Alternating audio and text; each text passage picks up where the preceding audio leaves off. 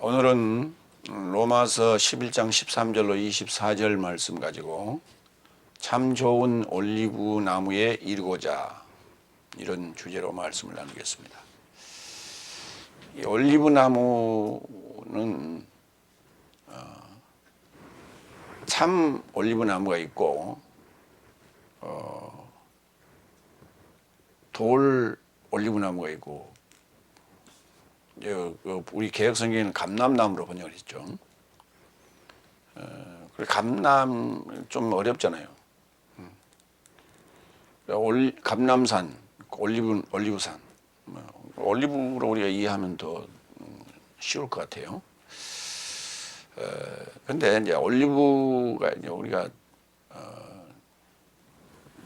참이라고 하는 것은 그냥 진짜 백이 올리브나무, 그러니까 그거는 뭐 참이라는 단어를 굳이 안 붙입니다.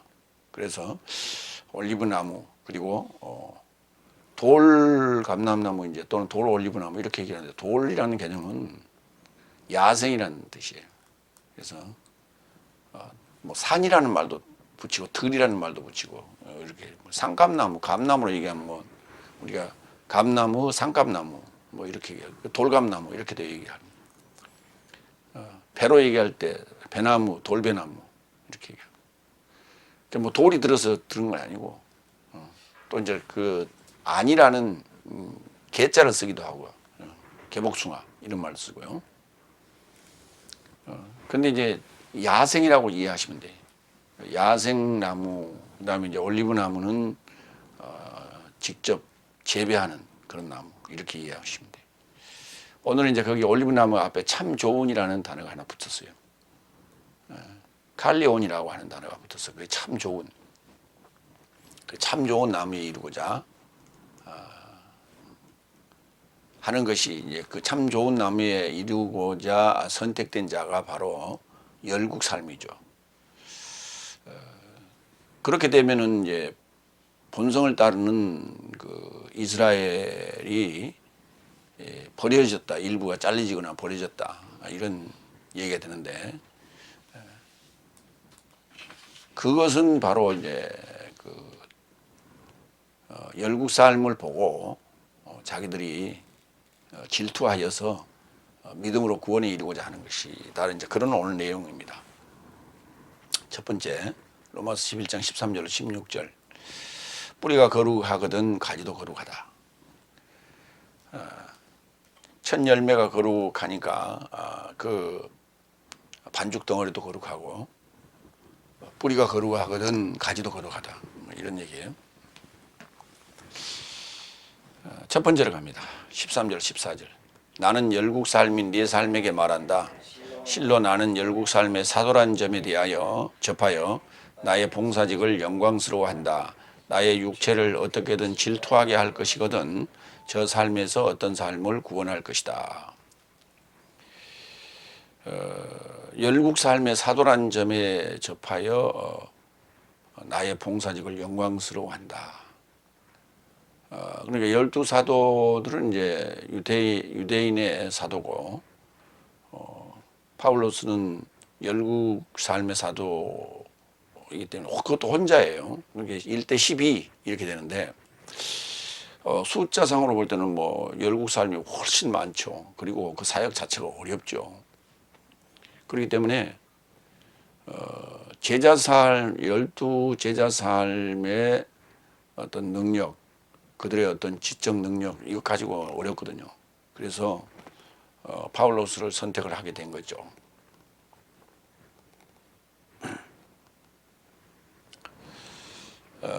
그 봉사직, 사도라는 봉사직을 영광스러워한다.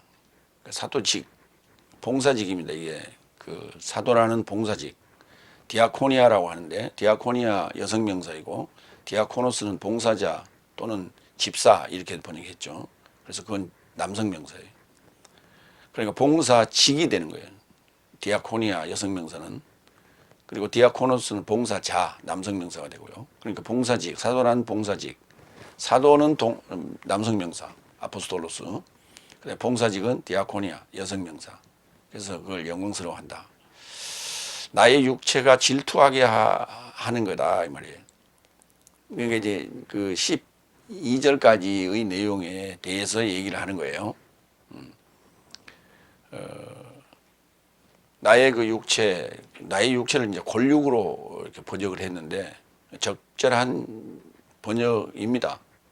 그런데 육체라는 사르크스라는 단어를 썼어요. 그러면 나의 육체 골육 삶이라고 그래야 돼. 또는 육체 삶이라고 그래야 돼. 그 복수를 써야 되는데 단수를 썼어요.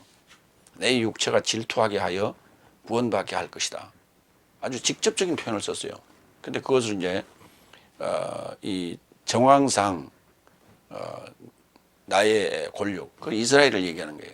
근데 그 이스라엘이라고 하는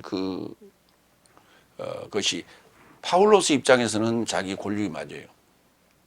그러면 우리 입장에서는 나의 골육이 누군가, 나의 육체가 누군가 다른 날이에요. 그래서 그걸 아주 이렇게 형제라는 또는 골육이라는 골육 지친 그렇게 얘기하잖아요. 그래서 형제라고 하는 것을 직접적으로 강조하기 위해서 사르크스 단수를 썼다는 사실에 대해서 우리가 주목을 해야 됩니다. 그래서 그 나의 육체가 질투하게 하여 구원받게 하기 위함이다.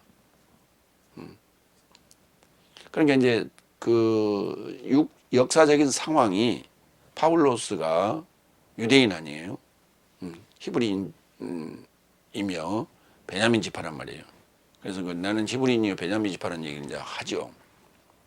그러면서도 열국의 사도가 되어서 이 사역을 하는 이유는, 그리고 그것을 영광스럽게 생각하는 것은 바로 내가 나의 그 형제들, 나의 사르크스가 질투를 유발시키는 것이다. 그들의 질투를 유발시켜서 그들로 하여금 구원을 받게 하는 것이다.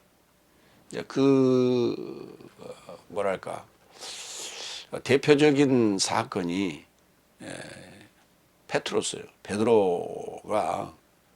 베드로가 사실은 이 바울로스를 만나고 나서 아주 반해버렸어요. 그래서 자기 이제 아들은 아니지만은 가장 사랑하는 자기 아들격인 마가를 딸려보냅니다. 얘 좀 훈육을 해라. 그래서 그 핑계로 늘 바울로스를 만나러 갔죠. 그래서 바울로스를 만나서 뭐 실수한 부분도 나오죠. 그런 상황들이 얼마나 격의 없이 그렇게 서로 이렇게 우정을 나눴는가 하는 것을 우리가 알 수가 있고, 결과적으로 보면은 파울로스가 이제 로마에 가서 순교를 당하게 되는데 페트로스도 사실은 또 거기를 파울로스가 갔던 데를 또 따라가서 로마까지 가서 거기 가서 또 순교를 당하죠. 그게 이제 로마에 지금 서 있는 베드로 성당이에요. 그게 페트로스가 거기서 또 순교를 당한 그 지점에 베드로 성당이 지금 서 있는 거예요. 그래서 둘의 관계를 우리가 이해할 수가 있습니다. 골육이란 단어, 로마서 11장 3절로 4절을 살펴봅니다. 주여, 저 삶이 당신의 예언자 삶을 살해했고 당신의 희생제단 삶을 파괴하였고 나만 남게 되었는데 저 삶이 내 목숨을 찼습니다. 그러나 저에게 응답은 무엇을 말하는가? 바알에게 무릎을 꿇지 않은 장정 7천 삶을 나 자신에게 남겨두었다. 엘리야가 이제 호렙산에서 했던 기도, 그리고 받은 응답에 의해 바알에게 무릎 꿇지 않은 장정 7천. 그러니까 장정 7천이 그러니까 본성으로 맹세한, 여기 본성으로 맹세한이라는 단어를 기억해 주시기 바랍니다. 오늘 이제 이 본성이라는 단어가 또 계속 등장할 거예요. 그러니까 천이라는 단어는 본성이라는 개념이고, 그 다음에 7이라는 단어는 맹세라는 단어예요. 그러니까 본성으로 맹세한 삶을 얘기하는 거예요. 오늘 지금 이제 그 본성으로 맹세한 삶이 돌아올 겁니다. 그리고 믿음으로 이제 다시 질투하며 돌아올 거예요. 그걸 위해서 지금 파울로스가 열국 삶의 사도 직을 지금 영광스럽게 생각한다 이렇게 얘기하는 거예요. 이런 어떤 개인적인 자신에 대한 어떤 표현들을 보면 얼마나 유대인들이 파울로스를 증오했는가, 그리고 죽이려 했는가 하는 걸 알 수가 있어요. 왜냐하면 갈라디아서에서 아브라함의 두 아내, 그러니까 이제 할머니가 되는 거예요. 역사적으로는. 이에 대해서 언약이라, 두 언약이라 이렇게 번역을 했거든요. 그러니까 이제 그거는 말도 안 되는 어떤 비약이다. 그래서 알레고리카라다 이렇게 표현을 썼는데, 알레고리라는 단어가 그게 딱 한 군데만 써있어요. 딱 한 군데만 써있어요. 그러니까 우리 역사적으로는 3차원적 차원에서는 절대 비유할 수 없는 그런 비유다. 그런 비유예요. 전혀 이해 안 되는 비유다는 거예요. 일반적으로는. 그럼 영적으로만이 이해가 가능한 비유를 알레고리라고 이렇게 말할 수 있어요. 근데 일반적으로는 우리가 이제 비유, 좀 말도 안 되는 거, 그런 것들을 얘기할 때 뭐 이제 알레고리카라다 이렇게 말을 하죠. 그래서 바알에게 무릎 꿇지 아니한 7천이 바로 오늘 질투하고 돌아올 나의 골육 지친이. 로마서 11장 11절로 12절 봅니다. 그 골육의 타락이 열국의 구원과 부유함으로 이제 이렇게 넘어갔죠. 열국으로 넘어간다는 거예요. 그러니까 그것을 감지한 인식한 자들이 이제 바알에게 무릎 꿇지 아니하고 돌아오겠죠. 로마서 11장 11절로 12절. 그런즉 나는 말한다. 저 삶이 넘어지려고 실수하지 않았더냐? 그것이 발생하지 말기를 바란다. 오히려 저 삶의 타락으로 구원이 열국에게 이르렀으니 저 삶을 질투하도록 이른 것이다. 그래서 저 삶의 타락이 세상의 부유함과 저 삶의 실패가 열국의 부유함이거든. 저 삶의 체험은 더욱더 어떠하겠느냐. 그러니까 저 삶이 이제 골육지친이고 이스라엘인데, 그들이 이제 채우고자 하는, 충만하고자 하는 어떤 그것은 뭐랄까, 배고픈 자가 3일 굶고 먹을 걸 갖다 줬다면 한번 생각해 보세요. 그 먹는 모습에 우리가 간혹에 그 허겁지겁 막 그냥 흘리면서 이렇게 허우적 하고 먹는 그런 모습 봤죠. 배를 채우고자 하는 그런 거거든요. 그러니까 저 삶의 체험은 더욱더 어떠하겠느냐. 그때 뭐 아주 그냥 뭐 밤잠을 안 자고 물불을 가리지 아니하고 그렇게 주서 넣지 않겠느냐, 그런 거예요.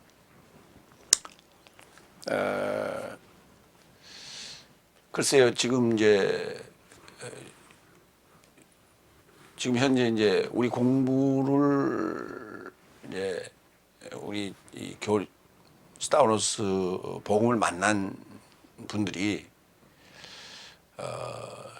절실함을 느꼈을 때, 그러니까 두루두루 찾고 다니다가 이제 이걸 만났을 때 그 기쁨이 오죽하겠어요. 그래서 자기의 찾고자 했던 것을 찾았을 때, 그래서 그 밤낮 없이 그 듣고 연구하고 먹고 마시는 그런 상황을 얘기하는 거예요 지금. 그게 저 삶의 체험은 더욱더 어떠하겠느냐. 이게 충만이 아니라 체험이에요. 그게 그래야 더 말이 맞아요. 체험이에요, 체험. 채우고자 하는 거. 그 체험. 충만이 돼버렸는데 체험이란 말은 채워졌다는 의미도 있지만 채워간다는 의미도 있단 말이죠. 체험이라는 표현 자체가 거의 체험하면은 뭐예요? 동명사적 개념 아니에요. 표현이 동명사적 개념이에요. 그래서 그 충만보다는 체험이 더욱더 어떠하겠느냐 이런 표현을 썼죠. 그래서 그 바로 이제 질투심을 유발했을 때, 그래서 그러니까 지금 실제 한번 보세요. 지난주에 내가 말씀드렸습니다만은 그 메시아닉이라고 하는 유대인들 중에서 예수 그리스도스를 인정하는 자들을 메시아닉이라고 그러는데, 메시아닉 주스라고 그러는데, 그 메시아닉 주스들이 숫자가요. 미국에 한 많아야 한 20만, 그리고 이스라엘에 한 1만에서 2만 정도. 그래봐야 얼마나 됩니까? 지금 현재 상황으로 볼 때. 앞으로 더 늘어날 수도 있겠지만. 그러나 그들이 지금 다시 유대교로 지금 회귀하고 있다는 거예요. 그래서 크리스찬과 뭔가 차별화를 두고자 하는 그런 심리가 작동하기 시작하는 거예요. 그래서 아직도 그들은 메시아닉 주스라고 하지만 완전히 크리스찬으로 돌아오질 않아요. 그래서 어떤 선을 그어요. 크리스찬과. 그래서 과거로 회귀하는, 유대교로 회귀하는 성향이 굉장히 지금 많고, 또는 제도적인 것, 의식적인 것들이 그런 식으로 많이 돌아가고 있어요. 그러니까 역사적인 그러한 그 메시아닉 주스들을 위한 복음을 지금 파울로스가 써놓은 건 아니에요. 현재 적용하는 입장에서 볼 때는 다섯째 날로 이해하는 게 쉽다. 그렇게 이해해야 된다 하는 얘기예요. 그러니까 우리는 지금 그 상황을 지금 현재 만나고 있고 맞닥뜨리고 있잖아요. 이게 현실화되고 있다. 두 번째로 갑니다. 15, 16절. 왜냐하면 저 삶의 상실이 세상의 화해이거든 그 받아들임이 죽음 삶에서 나온 생명이 아니거든 무엇이겠느냐. 그래서 첫 열매가 거룩하거든 반죽 덩어리도 거룩하고 뿌리도 거룩하거든 가지도 거룩하다. 자, 저 삶의 상실이 세상의 화해, 저 삶의 실패가 세상의 부유가 됐죠. 저 삶의 타락이 열국의 부유함이 됐잖아요. 또 여기 더했어요. 저 삶의 상실, 잃어버림이 세상에 뭐가 됐어요? 화해가 됐다. 저 삶이 잃어버렸던 거를 버리거나 잃어버린 거예요. 버릴 수도 있고 잃어버릴 수도 있는 거예요. 그런데 그것이 세상에는 화해가 됐다. 이 화해라는 개념은 뭐냐면 서로 다른 것이 섞였다는 거예요. 서로 다른 것이 섞여서 이제 화해했다. 그런 개념이에요. 그 화해라는 개념으로는 번역을 했는데, 화해로 번역을 했는데, 원수가 이게 서로 그 사과하는 거, 용서하고 하는 것을 우리가 화해라고 일반적으로 얘기하잖아요. 어쩌면 그런 얘기죠. 그래서 그 자연인이 예수를 믿고 크리스찬이 됐단 말이에요. 크리스티아노스가 됐어요. 크리스티아노스가 됐는데 그것이 바로 다섯째 날과 그리스도의 복음이 하나가 된 거예요. 그게 믹스가 된 거예요. 그래서 그걸 화해 이렇게 표현했어요. 또 그 받아들임이, 그러니까 열국이 받아들인 게 뭐냐? 죽음 삶에서 나온 생명이라고요. 죽음 삶에서 나온 생명이에요. 조회. 그러니까 죽음 삶에서 나온 생명은 언제? 여섯째 날에 있죠. 예수님의 십자가 죽음과 그 다음에 부활 얘기하고 있단 말이에요. 그래서 죽음 삶에서 나온 생명. 조회는 예수님을 얘기하는 거예요. 내가 길이요 진리요 생명이니. 생명이 아니라고. 생명이라는 단어는 여기 죽음 삶에서 나온 생명이라고 그러면 목숨을 생명이라는 단어가 한문인데 산 목숨이거든. 그러니까 생명으로 조회를 풀면 안 돼요. 예수님이 부활하셨는데 그게 산 목숨입니까? 아니죠. 조회란 말이에요. 그건 살려주는 영이라고 그게. 살려주는 영이기 때문에 그걸 줄여서 생명을 우리가 그렇게 표현하는 게 맞다. 그러니까 그 개념이 뭐냐? 이제 15절에 설명하요. 첫 열매가 거룩한 즉 반죽 덩어리도 거룩하고. 첫 열매 누구예요? 예수님 아니에요. 예수님이 거룩하시니까 그 첫 열매를 빻아서 반죽 덩어리를 만들었죠. 이게 화해 개념이란 말이에요. 그것도 거룩하고. 그 다음에 뿌리가 거룩하거든 가지도 거룩하고. 당연히. 당연한 얘기죠. 그러니까 이제 그걸 이제 전부 다 정리를 해보면 권력의 타락과 상실이 세상의 구원과 부유함과 화해로 이제 이렇게 넘어갔단 말이에요. 그러니까 죽음 삶에서 나온 생명, 그 첫 열매가 그리고 뿌리가 거룩한 즉 그것이 이제 세상 열국과 화해했어요. 그래서 열국이 받아들였는데 그 받아들임으로써 이제 그 첫 열매가 이제 빠져서 나와 반죽이 되는 거예요. 나도 빠지고, 그러니까 첫 열매만 빠진 게 아니라 나도 빠져야 돼. 나도 빠서 그래야 반죽이 돼. 그래서 둘이가 섞인 거예요. 그걸 화해라고 그래. 그 다음에 가지도 거룩하다. 뭐가? 뿌리가 거룩한지 가지도 거룩한 거예요. 그래서 한 나무가 됐다. 그래서 한 나무가 됐으니까 계속해서 어떤 열매를 맺어가야죠. 뿌리의 열매예요. 그래서 거룩한 열매를 맺어가야 돼요. 그러니까 이제 이런 상황이, 그러니까 여섯째 날에 일어날 일이에요. 그러니까 다섯째 날은 경험을, 여섯째 날을 넘어오지 못하면 경험을 할 수 없는 것들이에요. 그렇기 때문에 먼저 된 자가 나중되고 나중된 자가 먼저 되는 거예요. 그래서 이제 나중된 자가 먼저 된 것을 보고 먼저 된 자가 지금 질투하게 만드는 거예요. 자, 첫 열매 고린도전서 15장 20절. 그러나 지금 그리스도께서 죽음 삶에서 일으켜진 것이니, 거기 지금 죽음 삶에서 일으켜진 것이 뭐예요? 생명이죠. 조회. 잠자고 있는 삶의 첫 열매가 되셨다. 잠자고 있는 삶의 첫 열매가 되셨어요. 그러니까 이 첫 열매가 지금 반죽 덩어리와 반죽 덩어리가 되려면 첫 열매가 거룩한 즉 반죽 덩어리도 거룩하다. 이 첫 열매와 반죽 덩어리가 되려면 내가 그리스도와 함께 십자가에 못 박혀 죽고 그리고 함께 살아나야 돼요. 그랬을 때 그걸 우리가 한 반죽 덩어리가 됐다 이렇게 말할 수 있어요. 고린도전서 15장 6절 7절 반죽 덩어리. 네 삶의 자랑이 좋지 않도다. 적은 누룩이 온 반죽 덩어리를 발효하는 것을 너는 알지 못하느냐? 그런즉 네 삶은 묵은 누룩을 제거하여라. 네 삶이 누룩 없는 자같이 생 반죽 덩어리가 되게 하려 함이라. 왜냐하면 내 삶의 유월절 그리스도께서도 내 삶 대신에 제물이 되신 것이다. 예.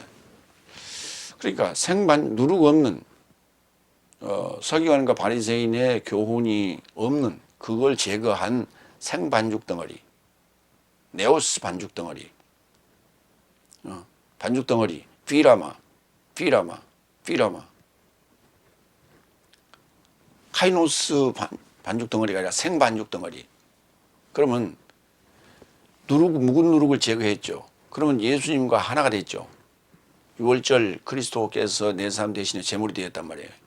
그래서 첫 열매가 내 안에서 생반죽 덩어리화 되면서 또다시 발효가 돼요. 그게. 그래서 묵은 누룩이 아닌 새 누룩으로 발효가 돼. 그 묵은 누룩은 지금 구약을 얘기하는 거고, 다섯째 날까지 얘기를 하는 것이고, 그 다음에 넷째 날, 다섯째 날 얘기하는 것이고, 그 다음에 생반죽 덩어리는 여섯째 날을 얘기하는 거예요. 그러니까 이제 이런 부분이 구분이 안 되면은, 이렇게 설명한 거 이해가 안 되는 거예요. 그 다음에 뿌리 갈까요? 계시록 5장 5절. 장로 삶에서 하나가 내게 말한다. 울지 말라. 보라, 정서를 열고 그의 일곱 인을 풀. 그러니까 정서를 열고 안 오이고 떼다. 우리가 인떼다 그랬죠.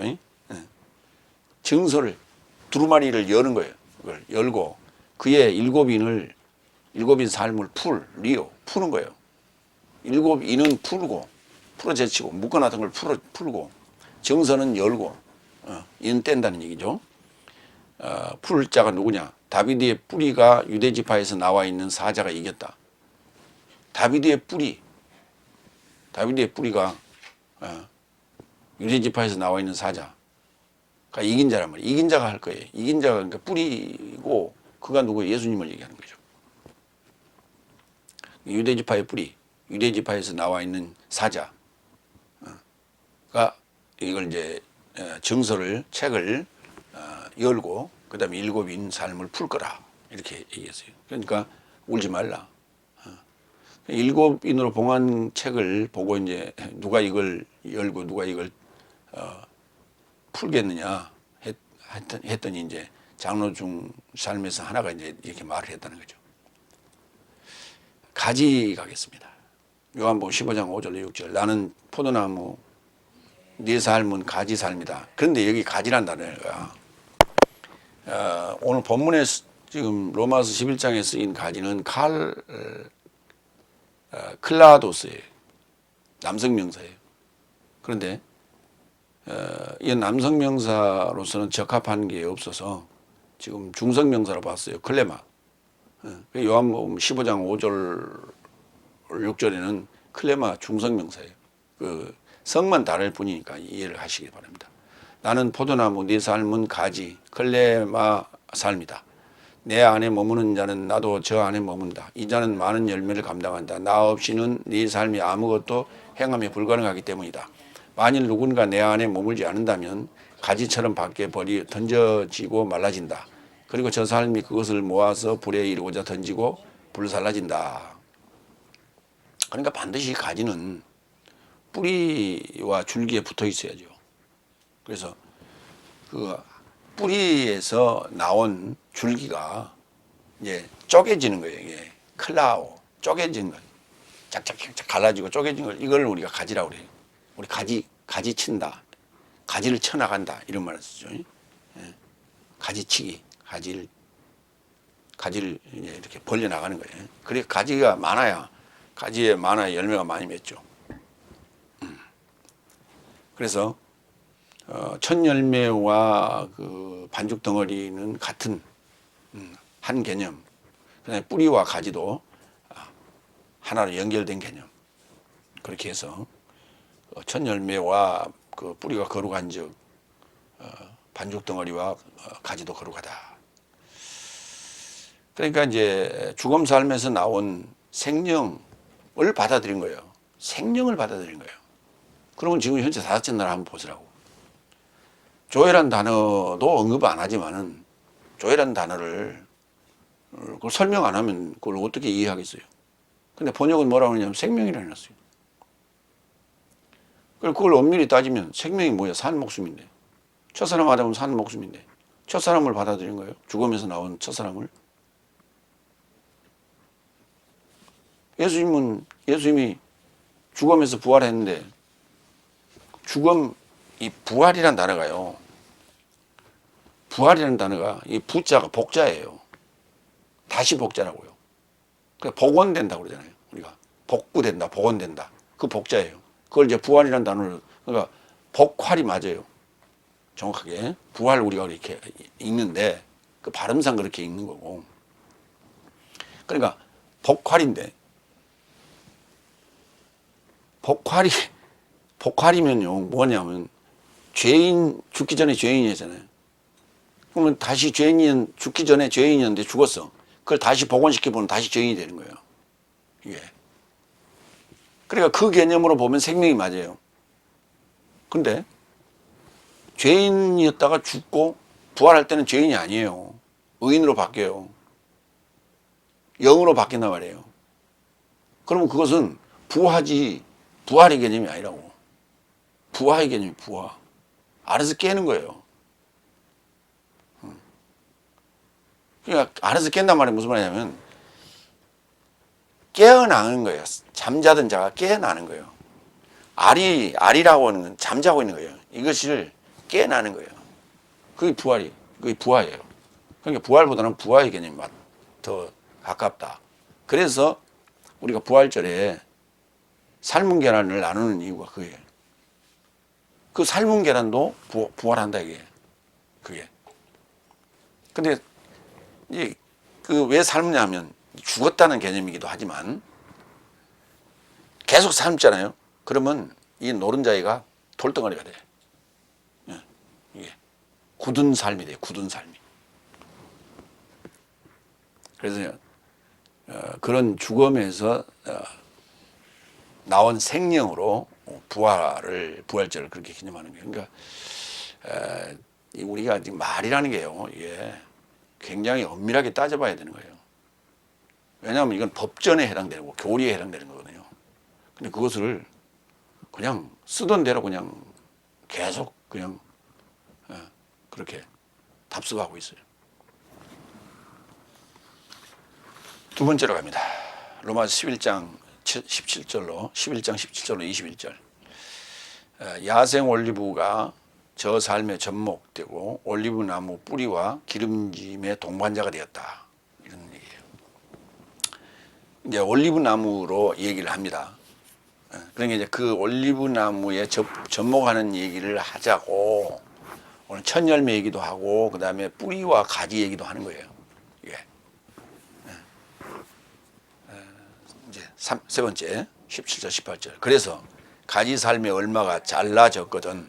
그래서 야생 올리브 나무인 네가 저 삶 안에 접목하고 올리브 나무의 뿌리와 기름짐의 동반자가 되었으니 너는 가지 삶이라 내리 자랑하지 말라. 그러나 네가 내리 자랑하고 있거든. 네가 뿌리를 지탱하지 않고 오히려 뿌리가 너를 지탱한다.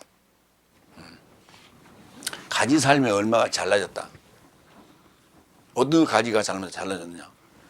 올리브 나무의 가지가 잘라져 버렸어요. 그러니까 올리브 나무의 가지가 잘라졌으니까 거기다 이제 야생 올리브 나무의 가지를 잘라서 거기다 접목시킨 거예요. 이게 지금 열국 삶이에요. 이게 열국 삶이에요. 근데 이제 열국 삶을 야생 올리브라고 부르는 거고, 올리브 나무라고 부르는 거고, 거기에서 잘라진 가지는 이제 지금 생명을 가진 자예요. 생명을 가진 구원받은 자를 얘기하는 거예요. 그래서 올리브 나무의 뿌리와 기름짐의 동반자가 되었다. 기름짐의 동반자가 되었다. 올리브라는 게 뭐 기름짐 아니에요. 기름 덩어리 아닙니까? 그래서 그렇게 되었는데, 그러니까 너는 가지 삶이라 내리 자랑하지 말라. 이 내리 자랑하지 말라라고 하는 단어가 참 재밌는 단어예요. 카우카우마이. 카우카우마이가 자랑하다는 단어예요. 근데 그 앞에 카타가 붙었어요. 그러면 카타는 것은 위에서 밑으로 이렇게 누르는 개념, 내려오는 개념이에요. 그러니까 자랑거리가 이렇게 많아. 자랑거리가 이렇게 많은데 그것을 위에서부터 차근차근까지. 그걸 이제 내리라는 표현을 쓰는 거예요. 이제 그걸 이제 의역을 하면은 마구잡이로 그냥 이것도 저것도 그냥 전부 쓸어서 하는 거예요. 그 전에 그 어느 교회 목사님께서 이런 얘기를 했어요. 권사님 이제 대표 기도를 세워놨더니 저 백두산에서부터 한라산까지 내려가는 거예요. 저 백두산에서 한라산까지 기도가 끝날 기밀이 보이지 않으니까 가서 옆구리를 쿡 찔렀더니 아직 멀었어요. 어떤 레파토리를 정해놓고 그냥 계속 그렇게 하는 거예요, 이게. 그런 식의 자랑, 마구잡이식 자랑, 내리 자랑, 이거 하지 말라는 거예요. 그러면, 그, 내리 자랑하다는 단어하고, 그 다음에 자랑하는 단어를 한번 구분해서 좀 보겠습니다. 내리 자랑하다, 야고보서 2장 13절. 왜냐하면 긍휼히 행하지 아니하는 자에게는 무자비한 심판이니, 긍휼은 심판에게서 내리 자랑한다, 마구 자랑한다. 응? 긍휼이라는 게 얼마나 중요한 거냐. 심판자에게서 자랑을 한다니까, 마구잡이로. 자랑이 끝이 없다는 거예요. 그게 긍휼이에요. 긍휼. 그래서 심판을 이겨버리는 거예요. 야고보서 3장 14절. 그러나 내 삶의 마음 안에 독한 시기와 당쟁을 지녔거든. 내리 자랑하지 말고, 마구 자랑하지 말고, 진리에 역행하는 거짓말하지 말라. 이 자랑하다 보면은 이게 이제 우리가 이제 주로 이제 간증이 나는데, 간증 집회 다니는 분들, 그 자랑을 하다 보면요, 처음에는요 굉장히 서툴고 앞뒤도 안 맞고 그래요. 그리고 다 했는데 빠진 것도 있고 그렇단 말이에요. 근데 이제 시간이 가면 빠진 것들 다 주워 넣죠. 다 주워 넣고 넣다 보면 거기에 이제 덧붙이기도 해요. 그래서 없는 것도 이제 자꾸 만들어서 그 시나리오를 만들어내는 거예요. 이게. 왜? 기억이라는 게 한계가 있거든. 그렇기 때문에 그 이어지질 않는 대목은 이제 대충 만들어서 이제 그 스토리가 물을 흐르듯이 만드는 거예요. 이렇게. 그래서 살이 자꾸만 더 붙어서 나중에 이만큼 거짓말이 되는 거예요. 그래서 진리에 역행하는 거짓말 하지 말라로 바뀌는 거예요. 거기까지 가는 거예요. 그래서 마구잡이 사랑하지 말라. 그러면 자랑이라는 카우 말을 볼까요? 고린도후서 10장 17절. 그러나 자랑하는 자는 주 안에서 자랑할지니라. 주 안에서 자랑할지니라. 그러니까 내가 간증 집회한다, 간증한다. 이거 나 주 안에서 자랑하는 것 같이 보이죠? 주 안에서 자랑하는 말, 이건 무슨 말이냐면 성경 말씀 하라는 얘기예요. 성경 내용만. 그것도 진리만 얘기하라고요. 헬라어 히브리어로 되어 있는 것을 정확하게 말하는 거예요. 그게 자랑이에요. 카우마이. 그래서 내가 지금 가지 삶이 되었다. 이거 자랑하지 말라고요. 주님과 하나 되었다. 자랑하지 말라고요. 주님과 하나 되었다는 얘기가 무슨 말이냐? 하나님 됐다는 얘기예요. 그 하나님 됐다고 자랑하는 자들이 누구냐면 그게 바로 이단들이에요. 자기만 하나님 됐다고. 여러분도 하나님 될 수 있습니다. 이 말은 안 해, 절대. 그래서 자기만 자랑해요. 내가 이거를 터득하기 위해서 내가 수십 년이 걸렸는데 여러분도 이것을 터득하려면 지리산에 10년만 갔다 와라. 그러면 터득할 수 있다. 생업을 놔두고 지리산에 10년 갔다 올 사람이 누가 있어? 아무도 없지. 그런 터무니없는 조건을 붙인단 말이에요. 그래서 나밖에 할 수 없다라고 하는 어떤 극적인 극찬을 받을 수 있도록 하는 거예요. 스스로 그렇게 만들어내는 거예요. 저쪽에 가면 있어요. 그런 양반. 저쪽에. 오리동에.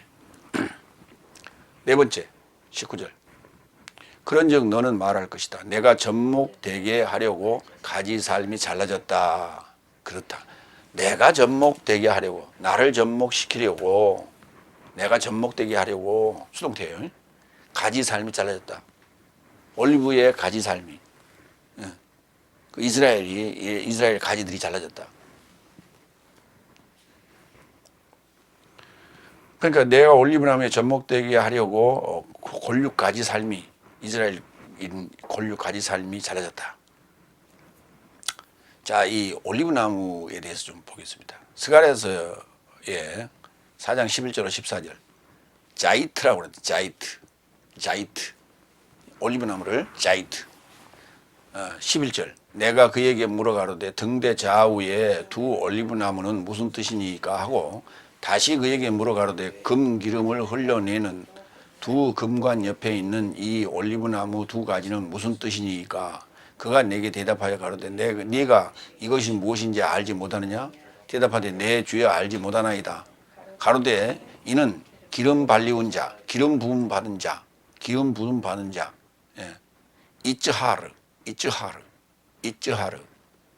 이 기름 부음 받은 자 둘이니 온 세상의 주 앞에 모셔 섰는 자이다. 온 세상의 주가 되시는 그 앞에 서 있는 자. 그래서 이제 우리가 일반적으로 두 증인이라고 그러죠. 두 증인이라고 그래. 그럼 왜 두 증인이라고 그럴까? 모노로 얘기하는 것보다는 스테레오로 얘기하는 게 좋아서 그런가요?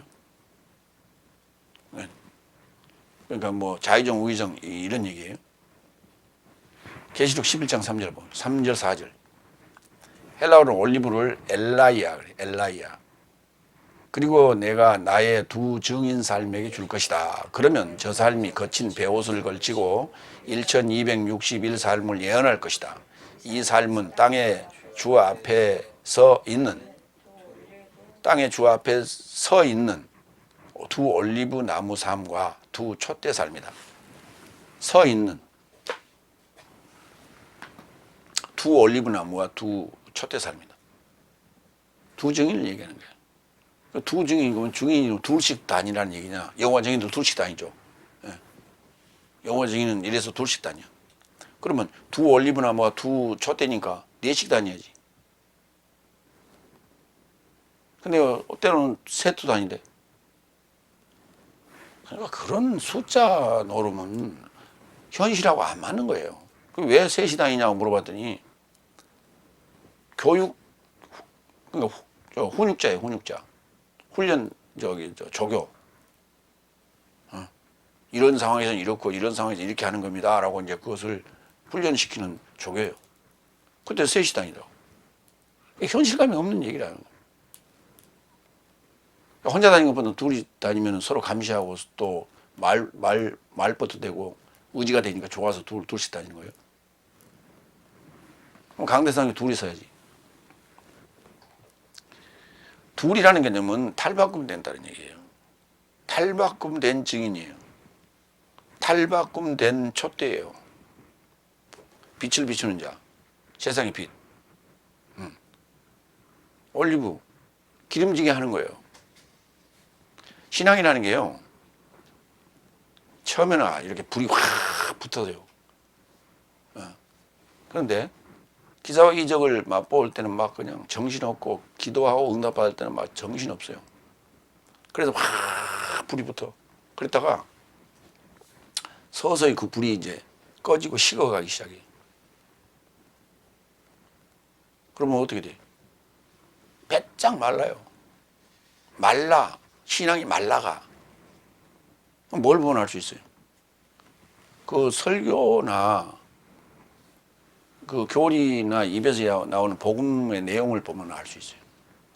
살이 없어. 살찌지 않아요. 살이 있다는 얘기는 뭐예요? 부드럽고 윤기가 있고 반질반질하고 생동감이 있고 생기가 있는 거 아니에요? 근데 젊었을 때는 정말 카리스마 있고 칼 갖고 그냥 비판하고 쪼개고 하는 거 보면 아주 정말 사람들이 혹하죠. 그래서 야 대단하다. 그래서 모여들어. 근데 나이가 점점 먹어갈수록 칼날이 무뎌지기 시작해. 기름기가 없어. 포석포석거려. 했던 말 또 하고 했던 말 또 하고 또 하고. 그러니까 기름지지 않아. 그래서 올리브 나무나 두 촛대라는 것은 항상 그 빛을 발산하고 있고 점점 더 밝아져가야 돼요. 점점 더 기름지고 점점 더 생기가 있고 점점 더 깊이가 있고 그래야 돼요.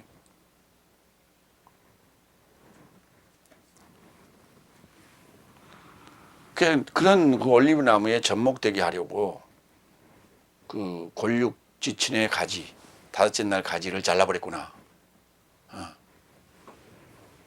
그래서 그 나무는 지금 여러 나무로 얘기하는 게 하나로 얘기했어요. 단수로.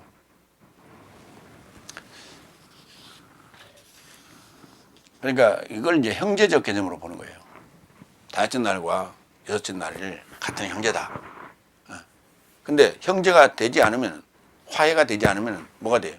원수가 돼요. 원수. 그래서 원수가 화해되는 거예요. 화해하는 거예요.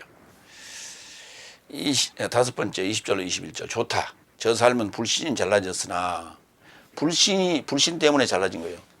너는 믿음으로 선 것이다. 너는 거만하지 말고 오히려 두려워하라. 왜냐하면 하나님께서 본성을 따르는 가지삼도 아끼지 않았거든. 어쨌든 너도 아끼지 않지 않겠어? 너도 아끼지 않지 않겠어? 가정법이에요.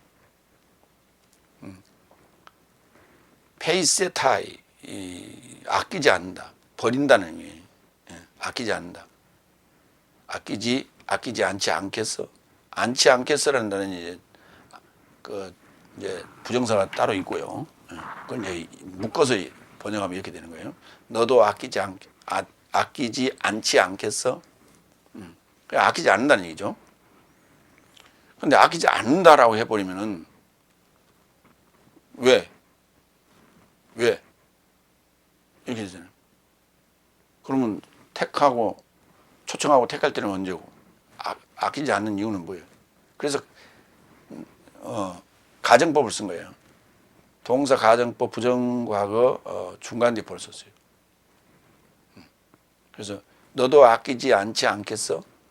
너도 버리지 않겠어? 이런 얘기예요. 가정법이에요. 고린도전서 10장 12절 그같이 서 있다고 생각하는 자는 넘어지지 않도록 주의하라. 이 말이에요. 같은 말이에요. 거만하지 말고 두려워하라고. 거만하지 말고 두려워하라고. 항상 조심하라고. 왜? 갈라디아 4장 1절 5절. 내가 또 말하노니 상속자가 모든 삶의 주인이지만 미숙아로 있는 기한에는 아무도 종에서 통운하지 못한다. 오히려 아버지의 작정함까지 통치인과 청지기 아래에 있도다. 이와 같이 내 삶도 미숙아로 있는 기한에 초등학문 아래 종살이 당하고 있더니 그때 기한의 충만이 왔고 기한의 체험이 왔고 하나님은 법 아래 속하신 여자에게서 낳게 된 그의 아들을 보내셨으니 법 아래 있는 삶을 속량하려 하며 내 삶이 아들의 명분을 쟁취하게 하려 함이라. 이게 아들의 명분. 휘오떼시야. 휘오스 더하기 떼오스. 그게 이제 아들의 명분. 그래서 그걸 이제 양자라는 표현을 쓰세요. 아들의 명분. 하나님 아들로 인정하는 거예요.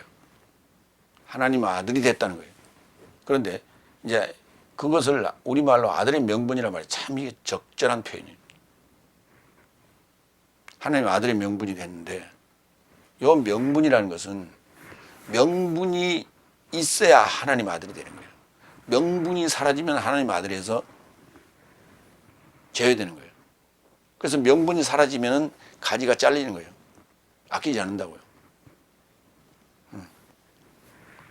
그래서 그 아들의 명분이라는 표현이 아주 적절하다.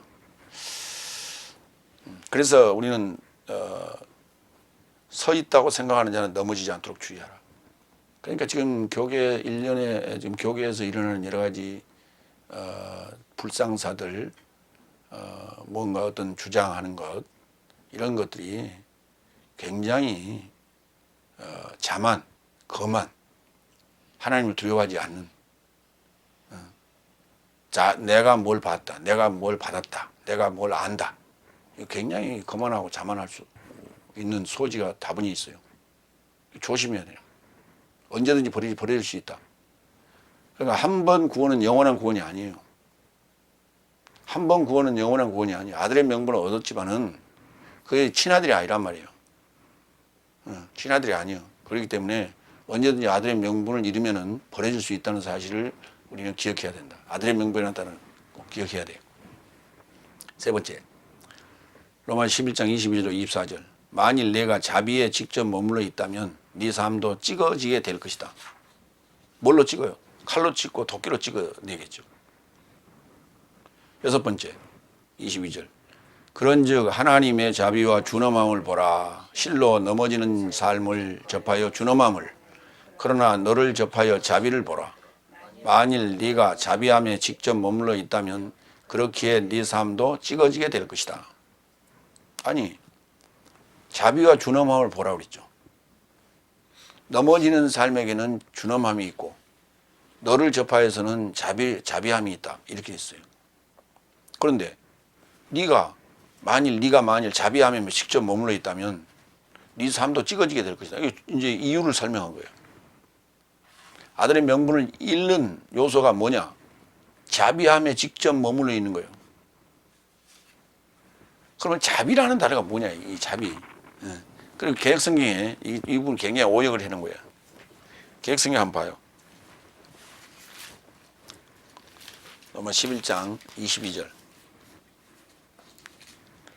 그러므로 하나님의 인자와 의미를 보라. 넘어지는 자들에게는 의미가 있으니 너희가 만일 하나님의 인자에 거하면 그 인자가 너희에게 있으리라. 그렇지 않으면 너도 찍힌 바 되리라. 그러니까 그 인자가 너희에게 있는데 그렇지 않으면 그랬어요. 그러면 무슨 말이에요? 인자에 거하지 않고 있으면은 너는 찍힌 바 된다는 얘기 아니에요. 거기 않으면이란 말이 없어요. 그런데 만일 네가 자비함에 머물러 있다면 그렇기에 네 삶도 찍어지게 될 것이다 그랬는데 제가 그렇게 번역했죠. 거기에 그렇지 않으면이라는 반응이 없어요. 전혀 엉뚱한 얘기가 돼버린 거예요. 그러니까 네가 자비함에 직접 머물러 있다면 찍어지게 된다니까요. 그 자비가 뭐냐? 자비. 크레스토테스.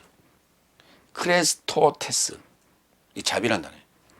이 단어에서 만들어진 형용사가 뭐냐? 자비로움인데, 자비로움. 크레스토스. 이 단어는 어디서 왔느냐? 크라오마이에서 왔어요. 크라오마이. 크라오마이라는 단어는 유용하다, 이용하다, 사용하다, 다루다, 취급하다 이런 단어예요. 그러면 그 단어가 사용된 데를 한번 볼까요? 고린도전서 7장 21절. 네가 종으로 초청받았느냐? 염려하지 말고 자유롭게 될 수 있다면 더욱 사용하라. 뭘 사용하라고요? 하나님께 받은 거예요. 그걸 자비롭게 하라, 자비롭게 하다 그래야 하는, 자비를 베풀라 그래야 하는, 사용하라는 거예요. 자유롭게 될 수 있다면 더욱 사용하라. 더욱 이용하라. 로마서 2장 4절 그 형용사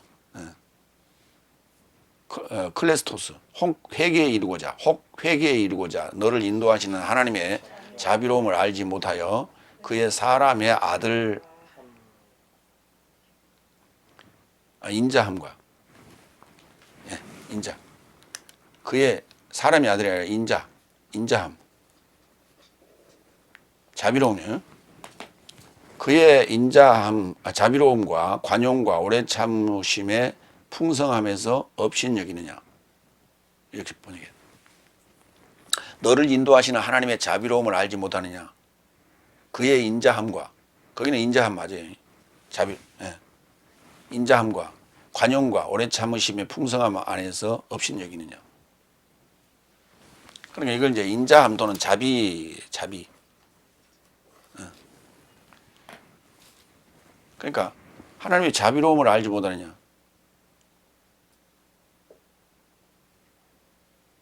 자비가 뭘까?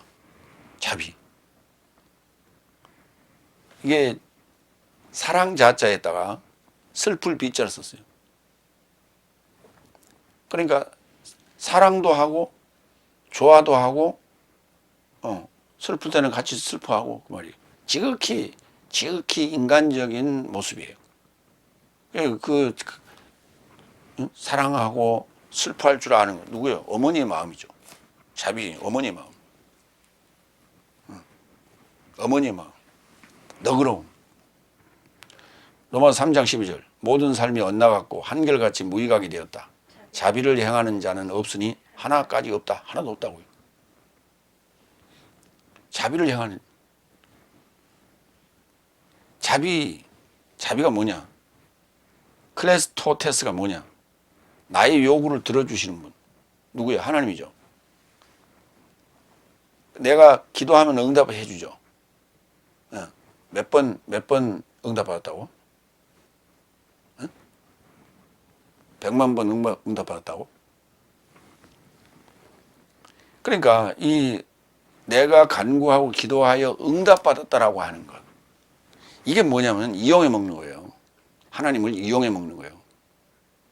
그러니까 하나님을 나는 내 손에 꽉 쥐고 있다. 나는 하나님을 다룰 줄 안다. 이거거든. 나는 하나님을 이용할 줄 안다. 이거거든. 그러니까 종업원이 사장을 이용해 먹는 거예요. 자식이 아버지를 이용해 먹는 거예요. 근데 그 아버지나 사장이나 어머니는 자비로움이에요, 그게. 이제나 저제나 하고 그걸 사랑스러워서 늘 봐주고 있는 거예요. 그걸. 근데 그걸 계속 네가 만일 그 자비로움에 직접 머물러 있다면, 다른 거 안 하고 그것만 머물러 있다면, 그렇기 때문에 네 삶도 찌그러지게 될 것이다. 지금 현재 다섯째 날은 이게 기복신앙이거든. 이 기복신앙이라고 하는 것이 하나님의 자비로움, 자비하면 어때? 그러니까 대자 대비하신 부처님 이렇게 얘기하죠. 그래서 그 모습이 아주 온유하고 인자하고 뭐 걱정 근심 없이 욕을 해도 그냥 그 다음에 칭찬을 해도 맨날 그 모습으로 있단 말이에요. 그러니까 그걸 이용하고 있는 거예요. 이용해 먹고 있는 거예요. 누가? 성도들은 자기의 욕구를 채우기 위해서 와서 이용하고 교회 와서 또는 절간에 와서. 그다음에 거기 그 목회자들이나 중들은 그걸 지키면서 그들을 관리하면서 거기서 헌금 받아갖고 그들을 또 이용해 먹고 서로 이거요.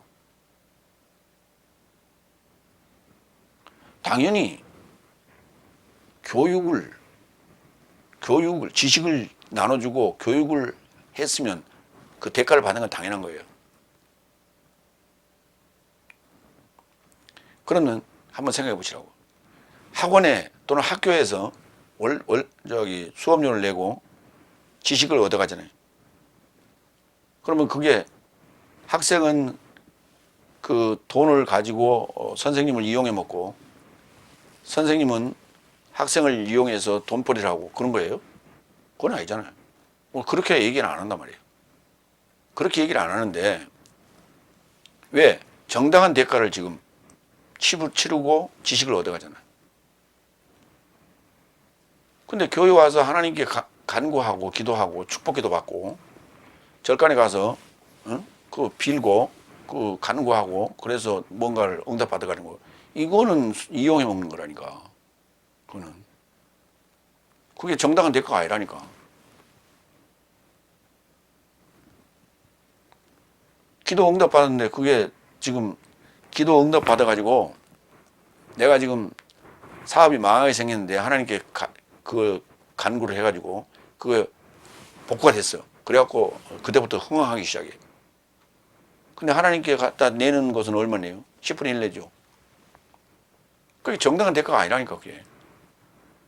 이용해 먹는 계속. 그러면서 계속 부자가 돼가는 거예요. 이런 식의 자비함에 직접 머물러 있다면 너 삶은 찍어지게 될 것이다. 도끼에 뿌리가 놓였다. 이런 표현을 썼죠. 세례요한이. 그 상황이다 말이에요. 자, 7번째로 갑니다.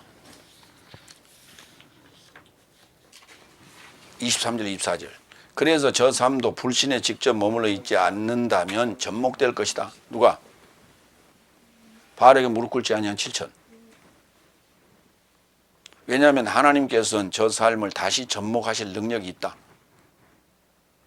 왜냐하면 네가 본성을 따르는 야생 올리브 나무에서 찍힌 바 되었고 참 좋은 올리브 나무에 이르고자 본성 곁에 접목했거든. 본성을 따르는 이 삶은 자기 올리브 나무에 얼마나 더 접목되겠는가. 그러니까 죽음 삶에서 생명을 주시는 분이므로 잘라냈던 가지도 믿음만 회복한다면 다시 접목하실 능력이 있는 분이 하나님이에요. 근데 실제로 이거를 올리브 가지를 잘라서 버렸단 말이에요. 응? 잘라서 버렸어요. 잘라서 버렸는데 그 잘라서 버린 그 나무가 며칠 지나가지고 다시 접목을 하면 그게 살아나요? 당연히 안 살아나죠. 그건 당연히 안 살아납니다. 근데 그건 그렇게 이미 죽은 거예요. 죽었는데 성경에서 말하는 이 죽었다라고 하는 표현 자체가요. 완전히 죽은 게 있고요. 살았다 하나 실상은 죽은 자가 있고 그래요. 그러니까 그 후자를 얘기하는 거예요, 지금. 그래서 지금 아직 목숨은 달라붙어 있는데 생명을 갖지 않았기 때문에 죽었다고 표현했어요. 생명을 갖지 않았기 때문에 잘라냈다. 생명을 갖지 않았기 때문에 찍어냈다. 이런 표현을 씁니다. 그래서 거기에 이제 믿음이 회복되는 거예요. 믿음이 회복이 되면 다시 접목이 가능하다. 예, 그 능력을 가지신 분이 하나님이시다. 너도 올리브 나무에서 잘려서 야생 올리브 나무에서 잘려서 참 좋은 올리브 나무에 접목되었기에 본성을 따르는 권력은 자기 올리브 나무에 더욱 더 접목되지 않겠느냐. 당연히 원래 있었던 나무니까 그 말이에요. 그러니까 이제 이 말은 무슨 말이냐면 갑자기 야인으로 있던 자가 갑자기 다섯째 날이 넷째 날 다섯째 날 돼갖고 일곱째 날로 여섯째 날로 바로 넘어오느냐? 이건 불가능하죠. 야인이 넷째 날 다섯째 날을 빠르게 거치는 거예요. 야인이 넷째 날 다섯째 날을 빠르게 거치고 여섯째 날로 들어가는 거예요. 이거를 이 얘기지 야인이 여섯째 날로 바로 들어올 수는 없어요. 그런데 여기 지금 이스라엘이나 그 권력지층이라고 하는 그들은 아주 그 시간이 긴 거예요. 아주 시간이 길어. 그래서 어쩌면 모태에서부터 모태신앙일 수 있어요. 모태신앙이 맞죠. 어쩌면 모태신앙이 맞아요. 그래서 그 신앙 기간이 너무 길어. 근데 꼭 그 기간이 길 필요는 없지만 어쨌든 모태신앙적인 차원. 그러면 중간에 들어온 사람들은 그러면 열국이라고 볼 수 있죠. 근데 열국도 넷째 날 다섯째 날이 지금 머물러 있어요. 근데 그러니까 모태신앙이 일곱째 날로 여섯째 날로 들어가기가 굉장히 어렵다는 얘기예요. 왜? 불 붙는 기회가 많지 않거든. 불 붙는 기회가. 그 불 붙는 기회가 있는 자들은 주로 야인으로 있다가 넷째 날로 바로 들어오는 자들이에요. 그래서 그들이 빨리 불이 붙죠. 빨리 불이 붙는데 다섯째 날 기복신앙, 다시 말해서 이 자비를 맛봐버리면요 힘들어요. 그래서 그 자비를 대충 맛봐야 여섯 날로 넘을 수 있어요. 그리고 너무 그 환난과 그 고통 속에 그 하나님을 찾는 진리를 찾는 환난과 고통 속에 머물러 있던 자들이라야 여섯 날로 넘을 수 있는 거예요. 그래서 그 참 좋은 올리브 나무의 젖목이 되는 거예요. 젖목이란 말은 무슨 말인지 알죠? 젖붙이는 거예요. 그래서 여기 참 좋은 올리브 나무라는 단어가 칼리 엘라이오스예요. 칼리온이라는 단어와 엘라이오스가 합쳐진 거예요. 더 좋은이라는 게 참 좋은 이 칼린이라는 단어, 칼리온. 칼리온 엘라이오스. 그래서 그냥 온 빼버리고요. 칼리 엘라이온 오스 이렇게 된 거예요. 칼리 엘라이오스. 그래서 그거를 참 좋은 올리브 나무 이렇게 표현했어요. 그 참 좋은 올리브 나무는 누구예요? 예수님이지. 예수님이에요. 그러니까 이런 거예요. 올리브 나무를 보면요. 일반 대개 나무들은 그냥 나무가 줄기가 이렇게 쭉 올라오면 거기서 가지들이 막 퍼져요. 그런데 우리나라에서도 간혹 이제 밑에서 다시 이렇게 가지가 또 올라온 그런 경우들이 간혹 있더라고요. 그저 뭐 은행나무 같은 경우 그런 게 좀 있죠. 근데 올리브 나무는 밑에서 가지가 또 올라와요. 그래서 손자 그 줄기 아니 할아버지 줄기, 아버지 줄기, 손자 줄기 이렇게 오래 살아요. 나무가 오래 살면서 줄기가 계속 나와 이렇게. 그래서 원 그 나무는 누구예요? 참 좋은 올리브 나무죠. 참 좋은 올리브. 그러니까 하나님의 에서 하나님의 그 뿌리에서 나온 자들이에요. 그게. 그래서 참 좋은 올리브 나무에 접목되었다. 참 좋은 올리브 나무에 접목되었다. 여러분들은 어쩌면 이 열국 야인으로 있다가 야생 올리브 나무라는 게 이제 야인이라 이렇게 얘기하면 얼른 쉬울 것 같아요. 야인으로 있다가 중간에 복음을 받고